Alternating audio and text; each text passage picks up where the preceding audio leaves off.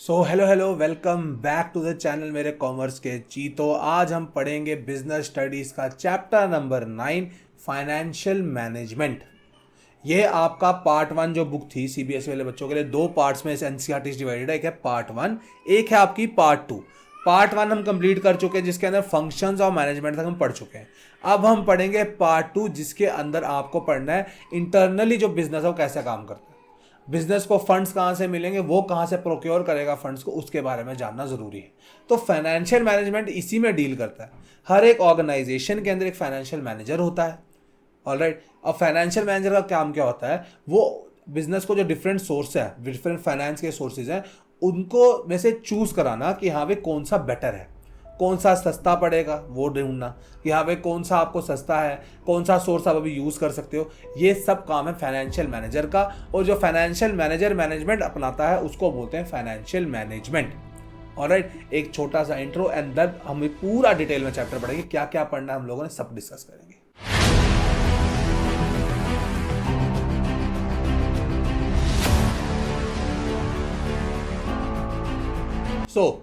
मैं आपको बता रहा था फाइनेंशियल मैनेजर के बारे में। तो फाइनेंशियल मैनेजमेंट है क्या कि हाँ भाई प्रोक्योरमेंट और यूजेज ऑफ फंड्स। अब वो प्रोक्योरमेंट और यूजेज कैसे पता चलती है, वो तीन डिसीजन लेने पड़ते हैं फाइनेंशियल मैनेजर को। एक होता है इन्वेस्टमेंट डिसीजन, होता है डिविडेंड डिसीजन होता है उसके अंदर, ठीक है। ये सारे डिसीजंस लेने पड़ेंगे उसको। उसके साथ साथ क्या कैपिटल स्ट्रक्चर रखना है ऑर्गेनाइजेशन का, कैसे फिक्स कैपिटल और वर्किंग कैपिटल के फैक्टर्स कौन से, कैसे हम उनको रखेंगे, कैसे चूज करेंगे, वो सब हम डिटेल में पढ़ेंगे। ऑलराइट, सो स्टार्ट करेंगे फाइनेंस के साथ कि पहले बात फाइनेंस क्या है। देखो, हमारी बॉडी में खून है, ब्लड है, वैसे ही बिजनेस के अंदर फाइनेंस है।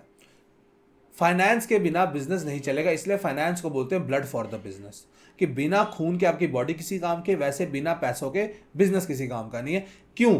अब फाइनेंस जो है वो बिजनेस के लिए हर एक्टिविटी में यूज होता है।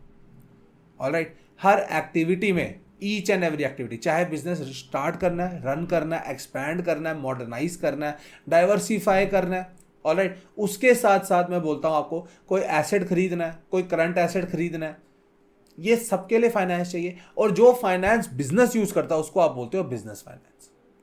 ऑलराइट, इसी के ऊपर बिजनेस जो यूज करता है फाइनेंस को बोलते हैं बिजनेस फाइनेंस। और इसी फाइनेंस को ढूंढना और उसको सही जगह लगाना उसको बोलते हो आप लोग फाइनेंशियल मैनेजमेंट। प्रोक्योर या एक्वायर करना, कि उसको कहीं से लेके आना, प्रोक्योर करना, ढूंढना और उस फाइनेंस को सही जगह पे लगाना, उसको आप बोलते हो फाइनेंशियल मैनेजमेंट। सो फाइनेंस क्या है? Finance is essential for running a business. Success of a business depends on how well finance is invested in assets and operations and how timely and cheaply the finances are arranged from outside or within the business. अब इसका क्या मतलब है, outside या with in the business? आपके business के अंदर different sources of finance होते हैं। एक होते हैं आपके इंटरनल, 11th में पढ़ा होगा आपने। एक होता है एक्सटर्नल। इंटरनल के अंदर सबसे बड़ा नाम आता है रिटेन्ड अर्निंग्स का। रिटेन्ड अर्निंग्स का मतलब होता है कि आपने जो पैसा है, समझ लो आपके बिजनेस को 5 करोड़ का प्रॉफिट हुआ है, आपने 4 करोड़ रुपए उसमें से डिविडेंड की तरह रख लिए, ठीक है ना। 4 डिविडेंड में दे दिया, प्लस 1 करोड़ आपने अपने पास संभाल के रख लिया, रिटेन करके रख लिया, उसको आप बोलते हो रिटेन्ड अर्निंग्स। कि प्रॉफिट में से कुछ पैसा आपने अपने पास रख लिया बचा के, और उस पैसे को आप फ्यूचर में यूज करोगे बिजनेस के लिए। ऑलराइट, सो फ्यूचर में बिजनेस के लिए, बिजनेस को एक्सपैंड करने के लिए, मॉडर्नाइज करने के लिए, नए एसेट खरीदने के लिए, वो होते हैं रिटेन्ड अर्निंग्स। एक्सटर्नल फैक्टर्स में आप ले सकते हो पब्लिक डिपॉजिट्स, पब्लिक से पैसा लेना, shares, public issue of shares, debentures, bank से लोन, ये सब भी आता है। सो इंटरनली और एक्सटर्नली आप फाइनेंस को प्रोक्योर कर सकते हो। और फाइनेंशियल मैनेजर जो है आपका बताता है कि कहाँ से आप ले सकते हो, इंटरनली बेटर रहेगा या एक्सटर्नली, ये चीज़ भी फाइनेंशियल मैनेजर बताता है। और जो फाइनेंस बिजनेस यूज करता है उसको बोलते हो बिजनेस फाइनेंस, सारी एक्टिविटीज करने के लिए, जैसे establish business, run business, modernise, expand या डाइवर्सिफाई। कुछ बच्चों को डाइवर्सिफाई का मतलब नहीं समझ आता कि डाइवर्सिफाई क्या होता है सर बिजनेस को करना। 1+ है बच्चों, 1+ स्टार्ट किया था उसने फोन से, फिर टीवी, अब टैबलेट, अब वॉच भी आ गई उसकी। ये सब क्या है?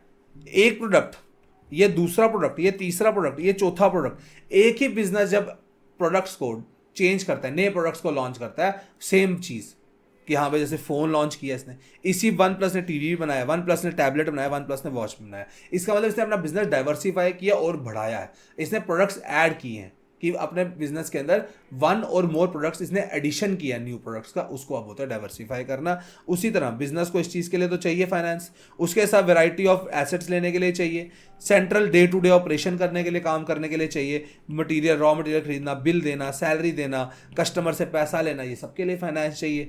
ठीक है ना, तो ये है जो बिजनेस फाइनेंस है ना, उसकी वजह से बिजनेस आपका ग्रो करेगा और सर्वाइव करेगा। अगर फाइनेंस ही नहीं है तो बिजनेस कुछ ही नहीं कर सकता आपका। ऑलराइट, ये दो टर्म समझ गए। अब इन्हीं दो टर्म्स को फाइनेंशियल मैनेजमेंट में कैसे यूज किया जाए, देखो फाइनेंशियल मैनेजमेंट क्या करता है, यही जो फाइनेंस है ना, आपको जो बिजनेस को यूज करना है, आपको बिजनेस को स्टार्ट करना, रन करना, एक्सपैंड करना, उसके लिए जो फाइनेंस चाहिए उसको प्रोक्योर करना और उसका यूज लाना, उसको आप फाइनेंशियल मैनेजमेंट बोलते हो।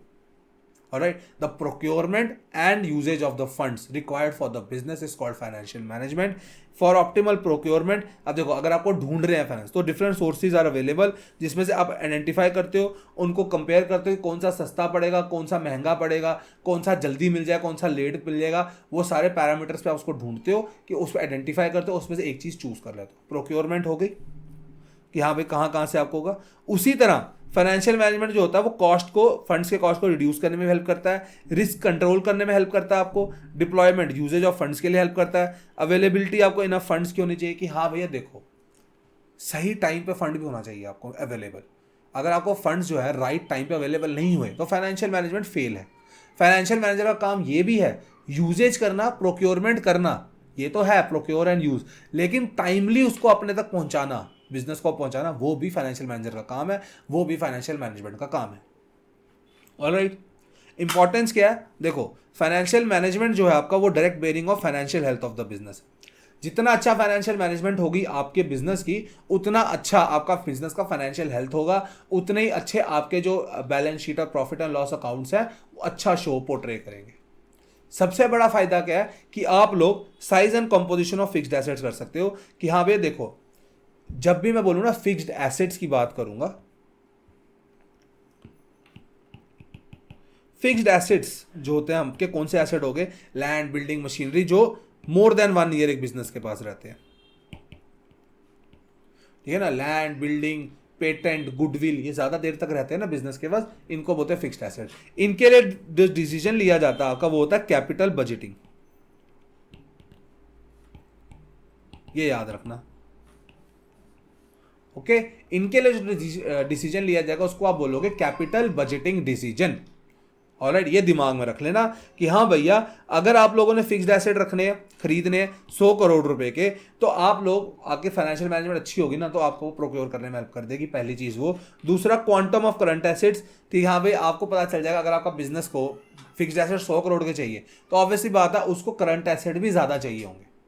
अगर आपका बिजनेस साइज में बड़ा, उसका ऑपरेशन ज्यादा है और उसका फिक्स्ड एसेट ज्यादा है तो उसका करंट एसेट भी ज्यादा रहेंगे, उसके बाद कैश वगैरह के लेन देन भी ज्यादा होगा। आप कभी मैन्युफैक्चरिंग कंसर्न को देखोगे ना, आप वहां पर देखोगे मैन्युफैक्चरिंग बिजनेस और सर्विस बिजनेस में टीचर को क्या चाहिए, टीचर 1-1.5 लाख रुपए का सेटअप लगा के टीचिंग कर सकता है, लेकिन अगर किसी चीज को मैंने प्रोड्यूस करना है, कोई शर्ट वगैरह बनानी है, उसके लिए मेरे को जो मशीन चाहिए कम से कम भी वो 10-20 लाख की तो होगी।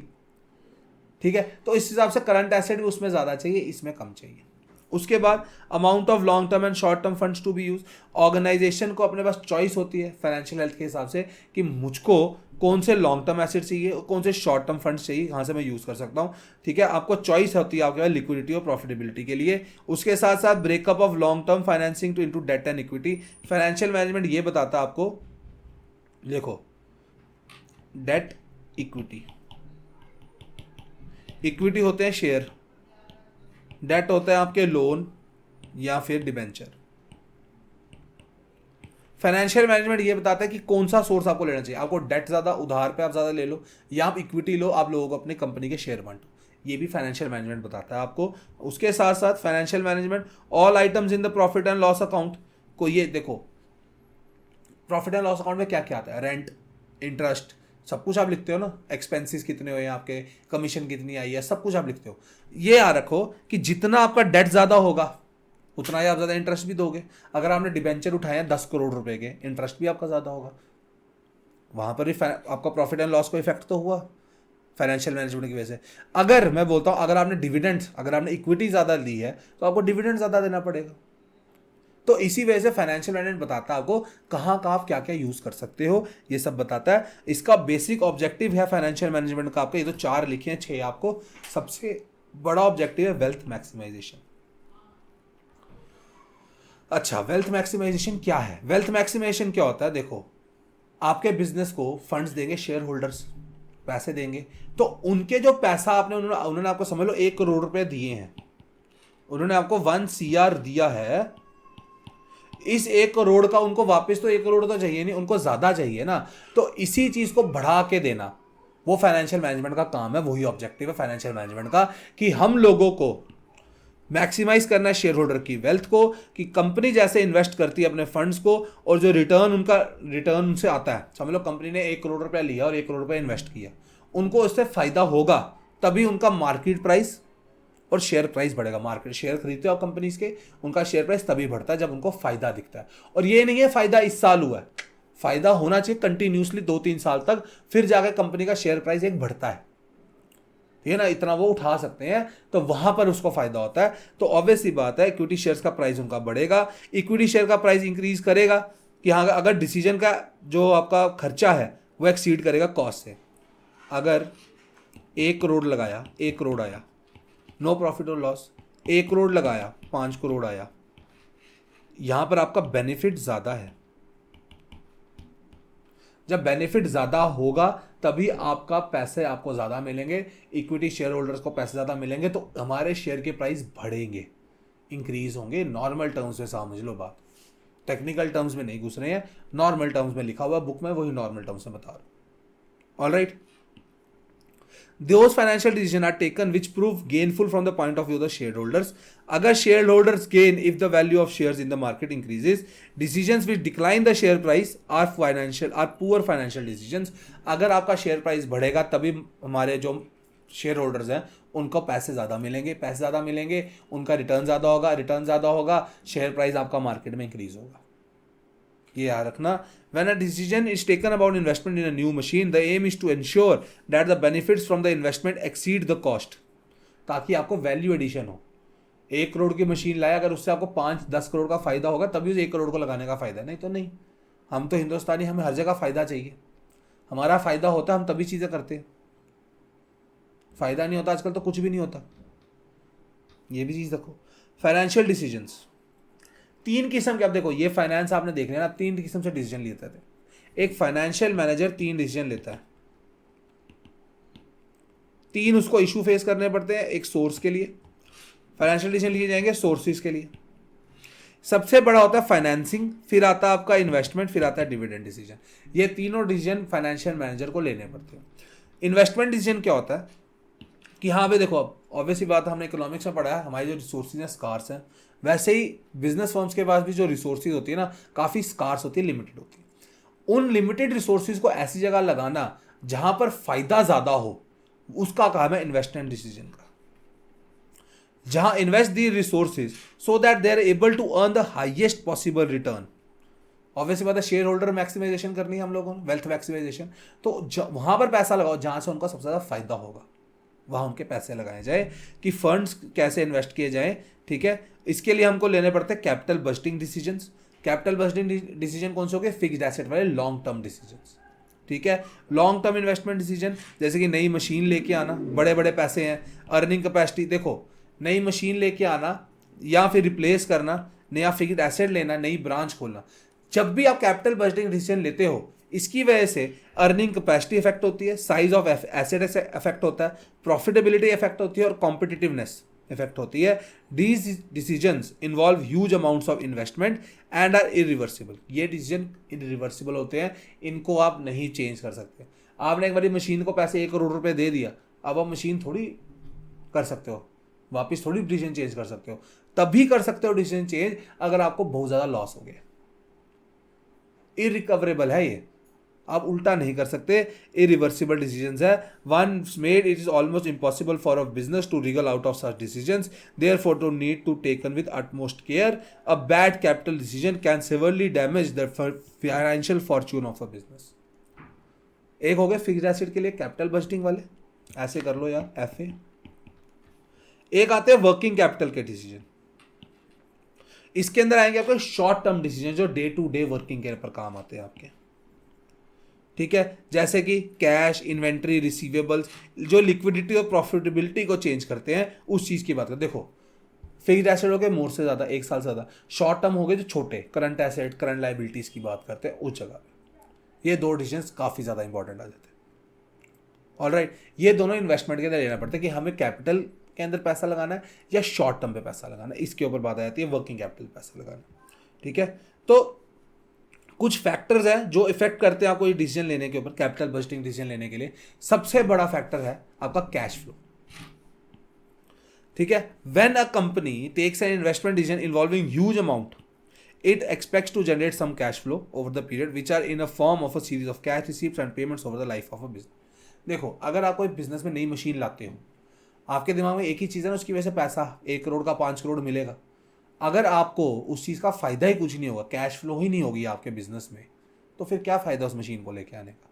सो ऑब्वियस सी बात है, सबसे बड़ा डिसीजन होता है कि आपके बिजनेस का कैश फ्लो मेंटेन रहना चाहिए, तभी आप मशीन को ला सकते हैं। कि आपको उसकी वजह से फायदा होना चाहिए, पैसे आने चाहिए हाथ में, लक्ष्मी आई हाथ में तभी फायदा है।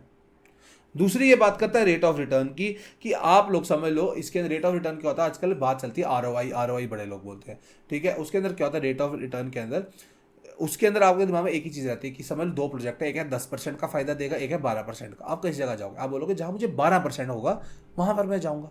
तो रेट ऑफ रिटर्न भी आपको देखना पड़ेगा। लॉन्ग टर्म जो डिसीजन है ना आपके, लॉन्ग टर्म एसेट्स के ऊपर आप डिसीजन लेते हो, तो आप उसमें देखते हो कि इसका फायदा मुझे कितना होगा, लंबे समय के लिए फायदा होगा। आप बोलते हो हाँ आज मेरे को इससे 10 लाख मिलेगा, कल से मुझे 50 मिलेगा, उसके बाद से मुझे 10 करोड़ मिलेगा, तो तभी आप लेके आते हो और उसी जगह इन्वेस्ट करते हो जहां पर आपको रिटर्न ज़्यादा दिखती है। ऑलराइट, और तीसरा इन्वेस्टमेंट क्राइटेरिया, कि हाँ भैया investing in a particular project, जैसे अभी हमने कुछ प्रोजेक्ट में इन्वेस्ट करना है, वहां पर हमको करना पड़ेगा इन्वेस्टमेंट कितनी चाहिए, इंटरेस्ट रेट क्या है, कैश फ्लो क्या है, रेट ऑफ रिटर्न क्या है। इसके लिए डिफरेंट टेक्निक्स आती है जिसको आप बोलते हो capital budgeting techniques, which are apply to each proposal before selecting a particular project. Obviously बात है, कुछ ना कुछ टेक्निक्स तो होंगी जिसके ऊपर आप रेट ऑफ रिटर्न देखते हो, कितना कैश फ्लो आएगा वो देखते हो, कितने पैसे आपको लगाने हैं वो देखते हो। जो टेक्निक पे बेस्ट निकला, जो बेस्ट आपको मिलता है वो उसको आप उठा लेते हो, उधर आप पैसा इन्वेस्ट कर लेते हो। ऑलराइट, पहला डिसीजन हो गया इन्वेस्टमेंट डिसीजन, जिसके अंदर हमने ये पढ़ा लॉन्ग टर्म होते हैं जो कैपिटल बजटिंग होते हैं, शॉर्ट टर्म होते हैं जो वर्किंग कैपिटल के ऊपर बात करते हैं, और 3 फैक्टर इफेक्ट करते हैं आपके इन्वेस्टमेंट डिसीजन को। कौन कौन से? Cash flow, rate of return और इन्वेस्टमेंट क्राइटेरिया।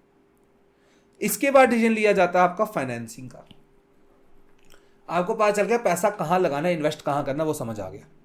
अब उस पैसे को आपको फाइनेंस भी तो करना। फाइनेंस का मतलब क्या था? उस हाथ में तो लाना, सोर्स तो चाहिए ना, वो पैसा आएगा कहां से? ऑब्वियसली बात, अगर वो पैसे का सोर्स हमको चाहिए, कितना पैसा हमको चाहिए, देखो ये बताता है फाइनेंसिंग डिसीजन उसी जगह काम आता है। क्या भैया, पहली बात, quantum of finance to be raise from various long term sources. कितना पैसा, quantity, quantum means quantity. Short term देखो, इसके अंदर हम सिर्फ लॉन्ग टर्म सोर्सेज पढ़ेंगे क्योंकि फाइनेंसिंग डिसीजन हमेशा लंबे समय के लिए। शॉर्ट टर्म सोर्सेज हम पढ़ते हैं वर्किंग कैपिटल के अंदर, उसको हम इधर नहीं पढ़ेंगे, वो लास्ट में आपका आएगा। अभी हम सिर्फ लॉन्ग टर्म के ऊपर बात कर रहे हैं। वेरियस सोर्सेज अवेलेबल कौन से हैं और कितना पैसा कहां से रेज करना है, ये दोनों फाइनेंसिंग डिसीजन बताता है। हाउ मच और फ्रॉम वेयर, कहां से पैसा आएगा और कितना आना, कितना हमको कहां से लेना है, वो दोनों फाइनेंसिंग डिसीजन बताएगा। सोर्सेज ऑफ फाइनेंस कौन से होते हैं? शेयर होल्डर फंड और borrowed fund. Share holder fund कौन से होते हैं? इक्विटी कैपिटल और रिटेन्ड अर्निंग्स।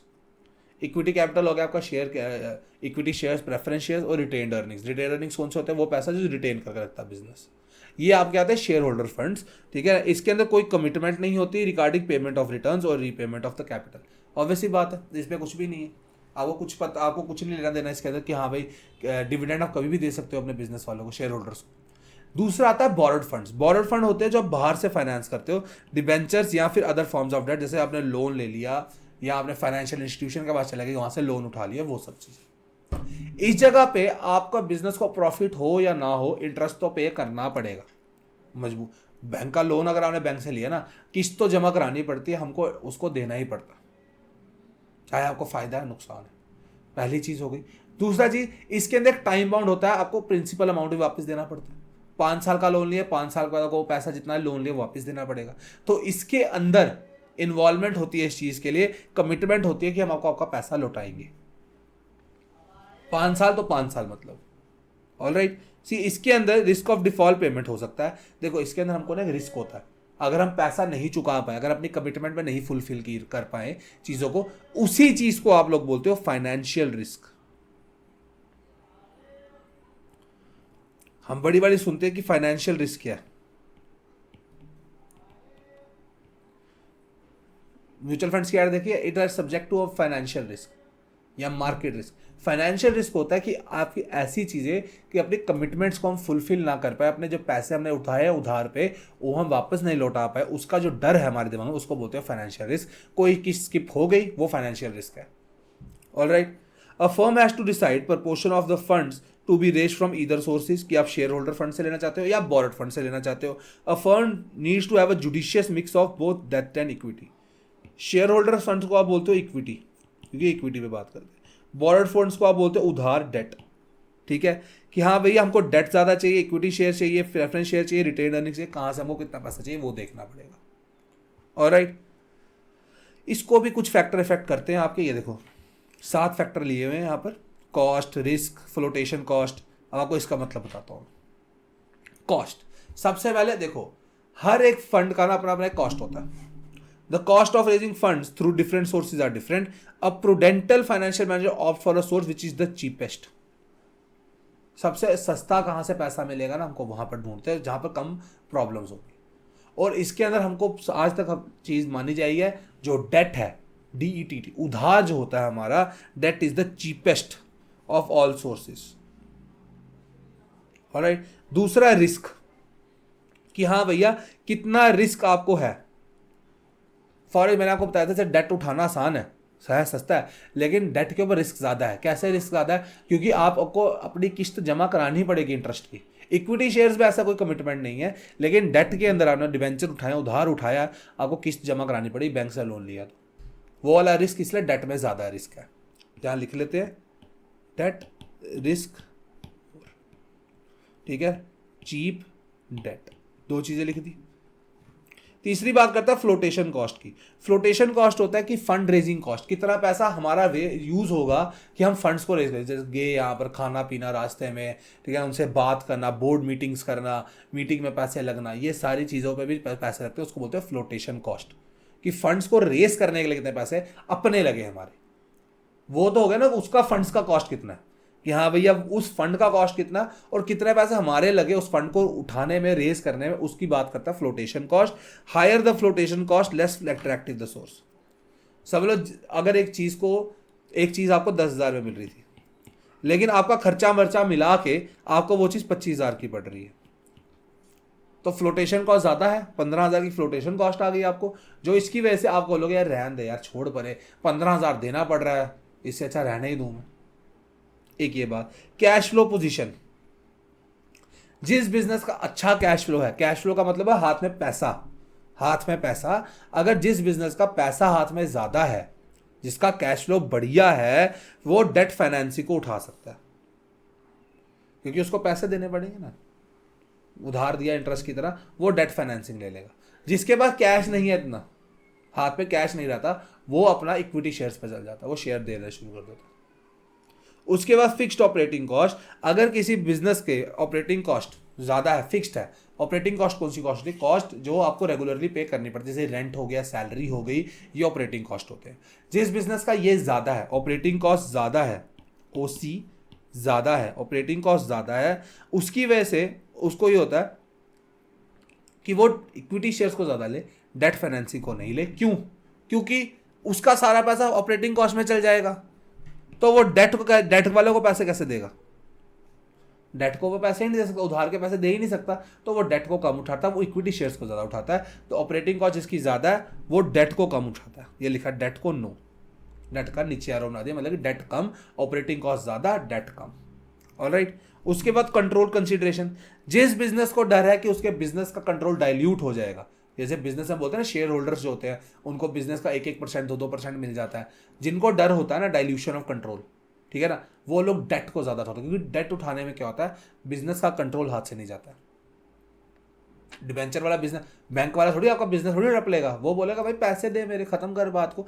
तो जिनको डायरेक्ट डर होता है कंट्रोल हमारे हाथ से निकल जाएगा, वो लोग डेट को ज़्यादा चूज करते हैं, ठीक है, इक्विटी को कम चूज करते हैं। और लास्टली बात ये कि स्टेट ऑफ कैपिटल मार्केट, अगर कैपिटल मार्केट का जो हेल्थ है हमारी also affect the choice of business during the period when stock market is rising, more people invest in equity. Stock market अगर आपकी कंडीशन पॉजिटिव में है, इंक्रीज कर रही है, तो इक्विटी पे लोग जाते हैं। अगर स्टॉक मार्केट डिप्रेस है, फॉल कर रही है, तो लोग डेट ज़्यादा उठाते हैं। ऑलराइट, ये 7 फैक्टर्स, ये है 7 फैक्टर फाइनेंसिंग डिसीजन के। ऑलराइट, अब आपको सोर्स आपके हाथ में आ गया, अब आपको क्या, वो पैसा आपने लगा दिया, अब आप बात करोगे डिविडेंड के ऊपर। डिविडेंड क्या होता है? देखो, डिविडेंड के अंदर 2 चीज़ें ध्यान में रखनी है हमको। हमारे को जो बिजनेस को प्रॉफिट होगा, मैंने आपको बताया था बिजनेस को समझ लो 5 करोड़ का प्रॉफिट हुआ, उसने 4 करोड़ रुपया डिविडेंड बांट दिया, समझ लो 1 करोड़ उसने रिटेन अर्निंग कर ली। तो डिविडेंड के अंदर हमारे पास ये डिसीजन आता है कि हम लोग डिविडेंड बांटे या रिटेन अर्निंग रखें। तो डिविडेंड क्या है? डिविडेंड वो पोर्शन है, ठीक है ना, is the portion of profit which is distributed to the share holders. कि शेयर होल्डर को जो पैसा आप देते हो ना, शेयर होल्डर की जो इनकम होती है, जो पैसे उसको देते हो, उसको आप डिविडेंड बोलते हो। डिबेंचर्स वालों को आप इंटरेस्ट देते हो, इधर आप डिविडेंड बोलते हो, पैसा देना, dividend, DEND। Alright, how much of profit earned by a company after paying tax is to be distributed to the shareholders and how much of it should be retained। ये सब आफ्टर पेइंग टैक्स की बात करते थे। जब tax वगैरह पे करते हो तो फिर आप आते हो। ऑलराइट, ये नेट प्रॉफिट की बात कर रहा है। Retain earnings is income reinvested in the business to increase future earning capacity. या आपने डिविडेंड दे दिया, पैसे दे दिए, या आपने रिटेन अर्निंग रख ली, अपने बिजनेस में पैसा रिटेन रखा ताकि आप फ्यूचर में अपने बिजनेस को बढ़ा सको, अर्निंग कैपेसिटी बढ़ा सको। ऑलराइट, इसके ऊपर भी कुछ डिसीजंस है। देखो, वेरी वेरी इंपॉर्टेंट है ये क्वेश्चन आपका, जो फैक्टर जो आपको आप क्वेश्चन आ जाएगा, तीनों डिसीजन नाम बता दो, ठीक है, 3 नंबर में डिसीजन के लिखते होगे और फैक्टर्स के 2-2 नाम लिख देना। अगर आपको पर्टिकुलरली पूछ लिया एक एक फैक्टर के बारे में, ठीक है, उस जगह फंस जाओगे भैया। तो इसी वजह से आपको मिनिमम टू मिनिमम हर एक क्वेश्चन में 5 फैक्टर, उसमें तो चलो है ही 3 है, उसमें तो हम ज़्यादा याद ही नहीं कर सकते, जिसमें अब इसको उसमें 7 थे, उसमें 5 तो मिनिमम करने पड़ेंगे। वेरी इजी है आपका किसमें, फाइनेंसिंग वाले में। इसके अंदर 10-12 है, तो आपको इसमें से भी 5-6 याद करने हैं, और 6 इजी वाले कर लो, मुश्किल वाले कर लो, जैसे करना है कर लो, वो आप पे। मेरा काम है सारे बताना, जो इजी लगे वो आप दिमाग में बिठा लो। ऑलराइट, सो डिविडेंड डिसीजन को सबसे पहले इफेक्ट करता है अमाउंट ऑफ अर्निंग्स, क्योंकि अगर आपके बिजनेस में अर्निंग ही नहीं है तो आप डिविडेंड दे ही नहीं सकते, पैसे ही आने चाहिए ना। अमाउंट हो गया। दूसरी बात करता है स्टेबिलिटी की। अगर बिजनेस में स्टेबल है अर्निंग आपकी ना, फिर आप डिविडेंड देते हो, नहीं तो नहीं दे पाते। अगर आपकी अर्निंग स्टेबल ही नहीं है, आपको पता है हर साल मेरे बिजनेस में कभी 2000 आता है, कभी 20,000 आता है, कभी 1500 आता है, कभी 3 लाख आ गया, एक बार मेरे को आया ही कुछ नहीं, तो स्टेबिलिटी अगर है आप डिविडेंड दो, नहीं तो नहीं दे सकते। यहां पर आ गया, देखो ना, company having stable earning is in better position to declare dividends. उसके बाद स्टेबिलिटी ऑफ डिविडेंड्स, कि हाँ भैया कुछ कंपनीज बोलती है अपने पास ना डिविडेंड्स की स्टेबिलिटी रखने के लिए ना, वो लोग क्या करते हैं, स्टेबलाइजिंग डिविडेंड पर शेयर करते हैं। The increase in dividends is made when the earning potential has gone up, not just the earnings of the current year. कि जब वो उनको लगता है कि मेरे हर साल, पिछले 2-3 साल से मैं देखता हूँ मेरी अर्निंग कैपेसिटी बढ़ी है, ठीक है ना, अब मेरी अर्निंग थोड़ी इंक्रीज हुई है, तो मैं अपने डिविडेंड पे अपना डिविडेंड थोड़ा हर साल बढ़ा देता हूँ। अभी मेरे को लगा कि हाँ भाई मैं 500 बढ़ा देता हूँ, 1000 बढ़ा देता हूँ, लेकिन मेरे पास अर्निंग स्टेबल होनी चाहिए, ये याद रखना। अगर अर्निंग नहीं है स्टेबल तो नहीं कर सकते। उसके साथ ग्रोथ, जिस बिजनेस को ग्रोथ ज़्यादा करनी होती है ना, जो बोलता है कि मैं ज़्यादा ग्रोथ करना चाहता हूँ, मैं एक्सपैंड करना चाहता हूँ ना, वो अपना डिविडेंड कम देता है, वो ज़्यादा पैसा रिटेन अर्निंग से रखता है। वो बिजनेस समझ लो रिटेन अर्निंग 2.5 करोड़ का करेगा, 2.5 करोड़ की डिविडेंड देगा। ऐसे बिजनेस होते हैं जिन्हों को ग्रोथ होती है, कि उनको पता है कि आगे वाले टाइम पे मेरी ग्रोथ होगी, मैं अपना पैसा बचा के रखता हूँ, कल को मैं लगाऊंगा।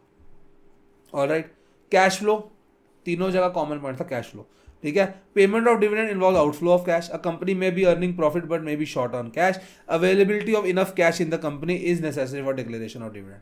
अगर कंपनी में हाथ में, मेरे हाथ में पैसे नहीं तो मैं डिविडेंड कैसे दूं? पैसे तो चाहिए ना डिविडेंड देने के लिए भाई। हाथ में सैलरी होगी, हाथ में पैसे होगा तभी तो सैलरी दे पाऊंगा, ऐसे कैसे दूंगा? ये भी बात आ गई। कॉन्ट्रैक्चुअल कंस्ट्रेंट्स, कभी कभी क्या होता है बिजनेस कभी कभी कॉन्ट्रैक्ट्स में आते हैं ना, बाहर लोन लिए, जैसे कि मैं आपको बता रहा था, अगर आप कभी कभी लोन लो ना कोई बाहर बड़े फाइनेंशियल इंस्टीट्यूशन से, वो क्या करते हैं कुछ ऐसे एग्रीमेंट लिख देते हैं अंदर कि हाँ भैया आप डिविडेंड डिक्लेयर नहीं कर सकते, आप ये नहीं कर सकते, और थोड़ा कॉन्ट्रैक्चुअल कंस्ट्रेंट डाल देते हैं यहाँ पे। जिसके ऊपर कॉन्ट्रैक्चुअल कंस्ट्रेंट है वो कंपनी तो डिविडेंड दे ही नहीं सकती। कैसे देगी, उन्होंने लिमिट लगाई हुई है, देने ही नहीं है आपने, पहले हमारा लोन चुकाओ। यहाँ पर बात आ गई। फिर शेयर होल्डर की प्रेफरेंस, कुछ शेयर होल्डर्स बोलते हैं मुझे रेगुलर इनकम चाहिए, तो उनको चाहिए रेगुलरली डिविडेंड, वो लोग डिमांड करते हैं, तो उस जगह डिविडेंड डिक्लेयर करना पड़ता है। टैक्सेशन, पहले क्या होता था, डिविडेंड डिस्ट्रीब्यूशन टैक्स लगता था हिंदुस्तान के अंदर, डिविडेंड दिया तो उस पर टैक्स लगेगा। अब नहीं होता, जब टैक्स लगता था तब डिविडेंड कम देते थे लोग, अब जब टैक्स नहीं लगता डिविडेंड लोग ज़्यादा मांगते हैं। ऑब्वियसली बात है, मैं आपको बोलूँ मैं आपको 10,000 दूंगा, इस पे समझ लो 20% टैक्स है,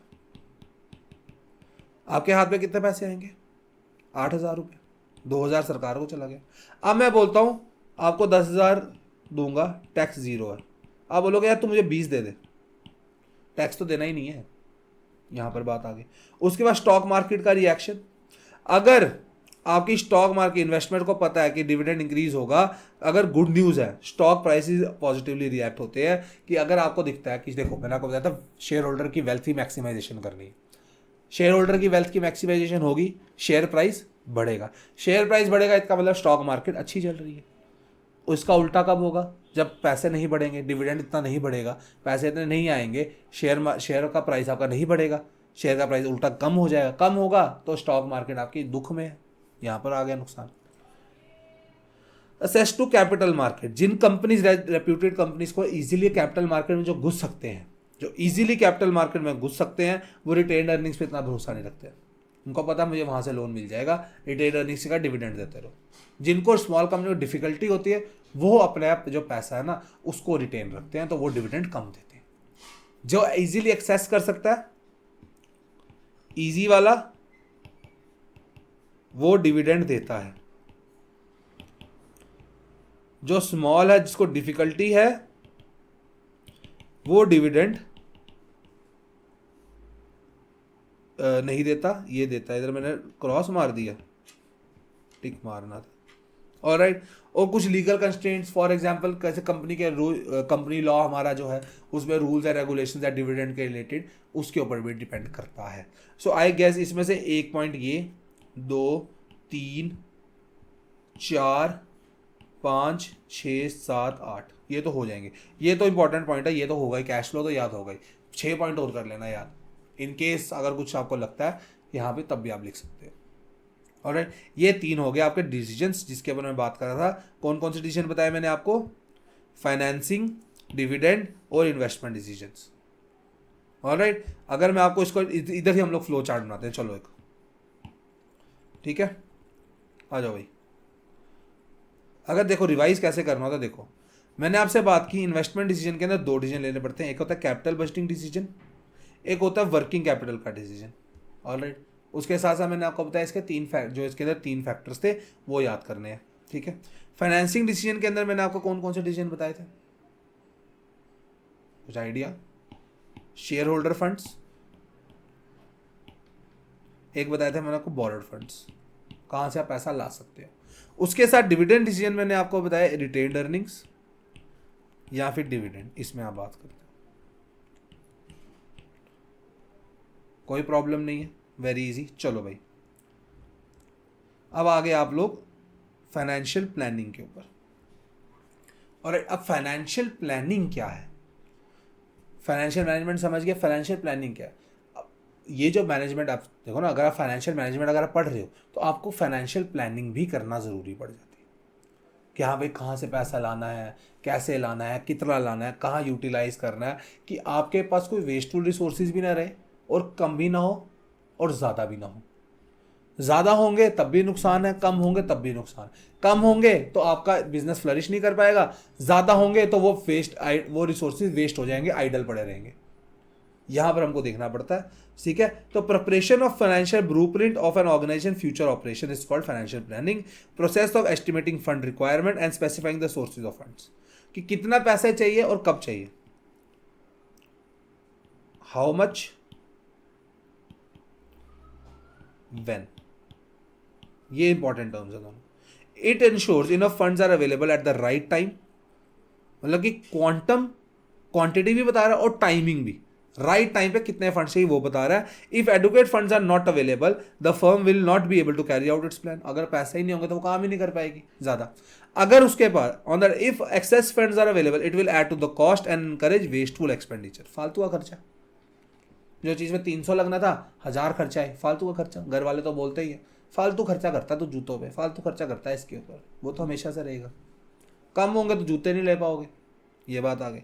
अ proper matching of funds requirements and their availability is sought to be achieved by financial planning, it typically done for 3 to 5 years। लेकिन इसके अंदर दो किस्म की प्लानिंग होती है, एक होती है लॉन्ग टर्म, एक होती है शॉर्ट टर्म। हम स्टार्टिंग से पढ़ते आ रहे हैं। लॉन्ग टर्म प्लानिंग बात करेगा लॉन्ग टर्म ग्रोथ के बारे में, इन्वेस्टमेंट के बारे में, जो कैपिटल एक्सपेंडिचर, जो कैपिटल बजटिंग डिसीजन है वहां पर बात करता है, ठीक है ना, लॉन्गर पीरियड्स के लिए चाहिए। शॉर्ट टर्म प्लानिंग कवर करता है शॉर्ट टर्म फाइनेंशियल प्लान, जिसको आप बजट बोलते हो। बजट के अंदर क्या होगा, detail plan of every action, हर साल आप बनाते हो, एवरी ईयर। ये तो सरकार बनाती है, गवर्नमेंट बनाती है, तो हम कौन है। तो बिजनेस भी एक शॉर्ट टर्म बजट बनाता है, एक long term budget. Long term budget बनाएगा, ये लॉन्ग टर्म प्लानिंग करेगा फिक्स्ड एसेट के लिए। यहां बात करते हैं लोग वर्किंग कैपिटल। अच्छा, वर्किंग कैपिटल क्या होती है, जिसके अंदर करंट एसेट और करंट लाइबिलिटीज की बात होती है, ये याद रखना। वर्किंग कैपिटल क्या होती है, current assets, current liabilities. Alright, financial planning start कहाँ से होता है, ये सबसे पहले करते हैं आप सेल्स की फोरकास्ट। और जो फाइनेंशियल प्लान है ना, सपोज देखो, अब मैं बताता हूँ कैसे। अब कंपनी ने क्या करना है, एक फाइनेंशियल प्लान बनाना है। सबसे पहले वो क्या करेंगे, अपने सेल्स की फोरकास्ट करेंगे।